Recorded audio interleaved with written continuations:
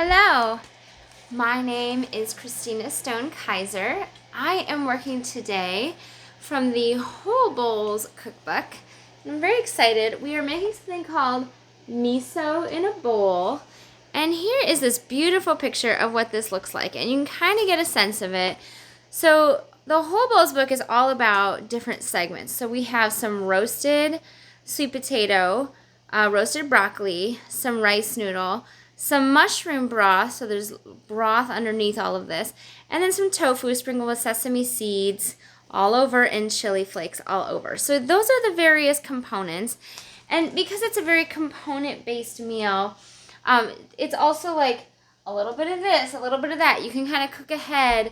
For instance, your broth could be made up to a week in advance. You can make your roasted segments up to 3 days in advance. At least that's what the cookbook says. And then there's a few things that you can just pull together at the end, like, dice up a little bit of tofu. So let me walk you through some of these components. I have going on the stove a couple pots of mushroom broth. If you're used to making a big soup, or even if you've cooked with me, often these soups are way up at the top.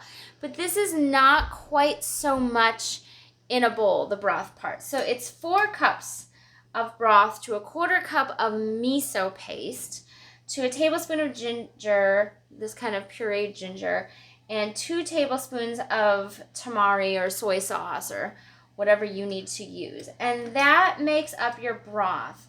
So once it is like kind of to that boil, you're really just simmering to get the flavor of the mushrooms in there, to dissolve your miso, but you don't want it to evaporate, so you want to keep that kind of low.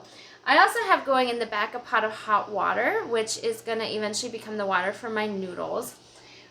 This is a personal preference, so I don't like roasted broccoli, so I steamed my broccoli ahead of time. So it's 1 head of broccoli, and then it's 7 ounces of tofu, so I have a double batch here. And it's supposed to be smoked tofu, which I cannot find in my store, so I sprinkle a little paprika and salt on that to kind of flavor my tofu. And that then I can just set aside and it's ready to go. And then I have sweet potatoes in the oven. So I can kind of give you a sense. And actually I ran out of sweet potatoes because I'm doing this big batch.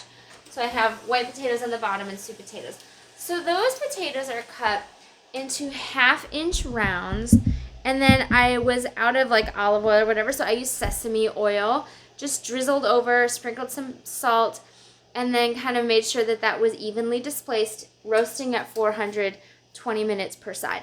So all the components get going, and then I have some rice noodles. So these are a really thin kind of bean. You can see how thin the noodle is with that one that's hanging there.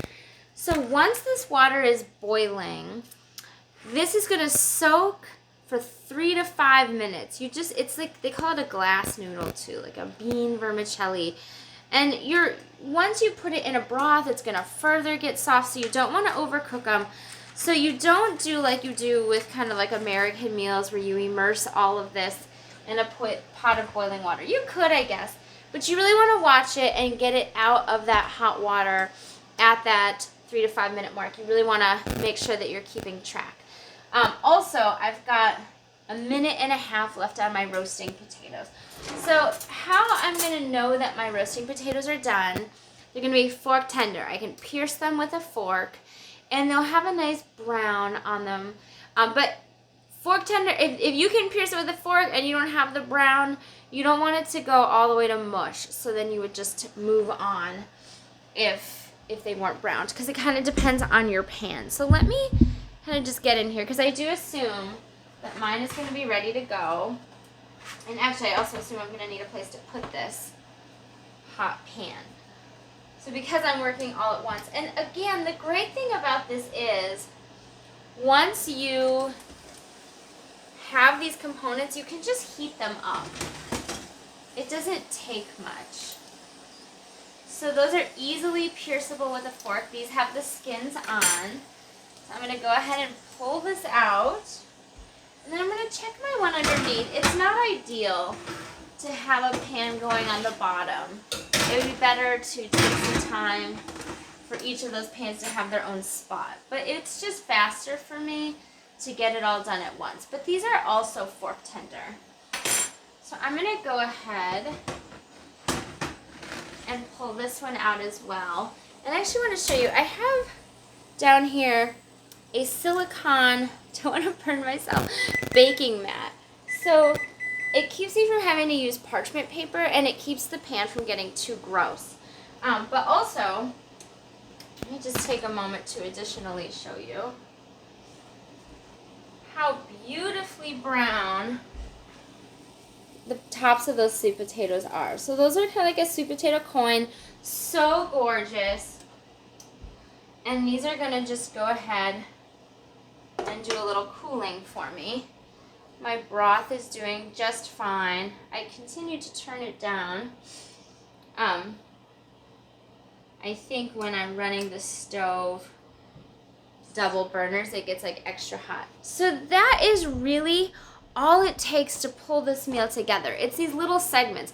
So you have a minute here, a minute there, or you wanted to go ahead and roast your broccoli with your sweet potatoes. What would happen is that last 20 minutes, you would just throw your broccoli into, and it would get a little brown on the top. I just don't like the texture.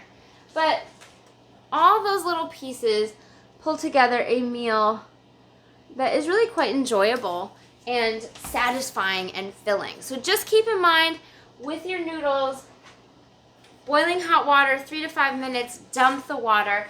And if you're serving later, the way that I deal with that is I put a little bit of cold water in a container so that I can then pull those noodles up easily when I'm ready for them, but they don't keep cooking. Because if you just stick them in a container for later, they're gonna be really sticky, and you're just gonna have to like break them in order to put some in your food, which won't be as enjoyable. So a little tip there. Anyways, enjoy. I hope you're having a great day, and we'll see you later. Bye-bye.